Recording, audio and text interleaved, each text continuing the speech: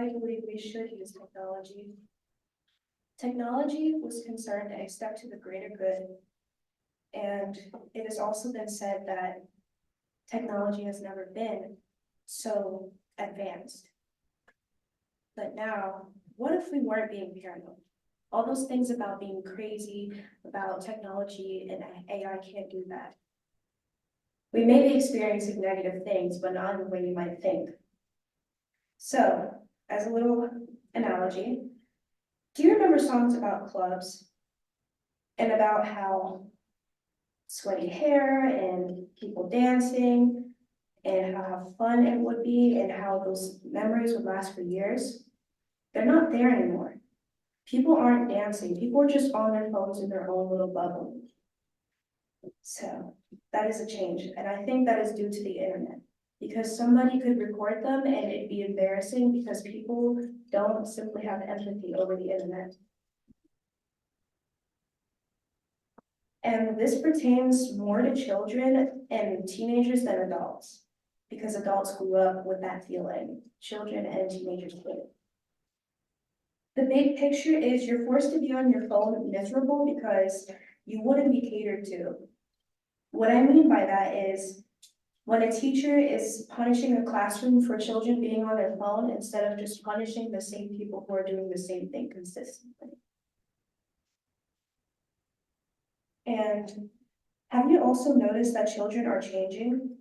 Children are having major temper tantrums, more extreme than what we're used to. Studies show that 20% of children under 5 own a cellular device. They can barely understand the words on the screen, yet it's kind of forced onto them. And this is called the iPad child in meme reference. It's made a meme, a joke, instead of taken seriously and studying the reason behind this behavior.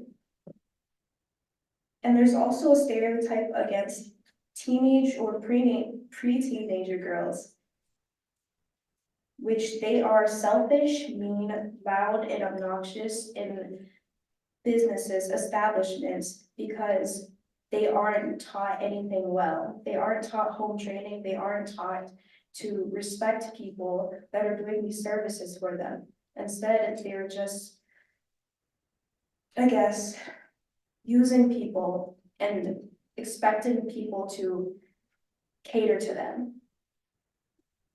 And studies show that 804 million children under 14 own a cellular device. 9 out of 10 teenagers own a cellular device. And people my age, which is like 15, find it funny to be racist or homophobic online because it's posted online and people chalk it up to it's really irrational to be mad at a screen, when really it should be taken more seriously and people should start reporting it and getting it off their pages instead of letting it being pushed onto their pages. They can easily be misinterpreted as they like this content, when really you really don't.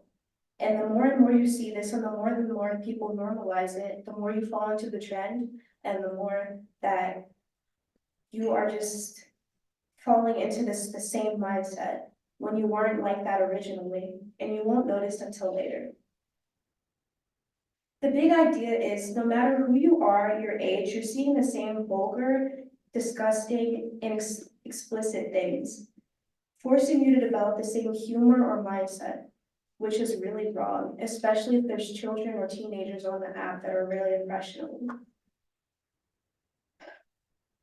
Individuality has become sparse. Every single emotion you have felt or will feel has been felt by somebody else, which is a good thing, but that has in turn caused individuality to become basically non-existent. People wearing the same clothes or hairstyles are more common than ever. What I'm getting at is you have to ditch social media every once in a while when you're in a bad place, because you'll just feel all of that negativity on you and you'll develop the same mindset. People are violent online on social media because they can't properly express themselves. Like I mentioned before, in the club, people would dance because nobody would care. But now you're worried about people seeing you and other people that you don't know seeing you and saying something about you. You'll see it or hear it somehow. And if you have nothing to say, don't say it at all has basically become non-existent because of that fact, because everyone has normalized being mean online, being mean, being popularized and just made the standard. Now, I'll personally, and now analyze myself if my topic has passed the Rotary four-way test. Is my topic fair to all concerned? Yes, it is, because we all use the internet. We all use phones, cellular devices, and everyone can feel the same way. Everyone feels the same way. Everyone is keeping or feeling all of the same things that I'm talking about. Is my topic the truth? Yes, it is the truth, because like I said, everyone has a phone, either by choice or by force, and by force I mean work. Will my topic build goodwill and better friendships? My topic will build goodwill and better friendships, especially amongst people in my age group, because we don't exactly talk to each other unless we've impressed each other enough to even consider being friends, which isn't how it's always been, which is why people are always in their own little bubble, not focusing on anybody else. Is my topic beneficial to all concerned?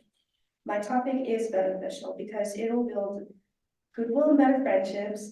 It'll make people more happy. It will, I guess, increase the amount of friendship and positive energy towards being outside.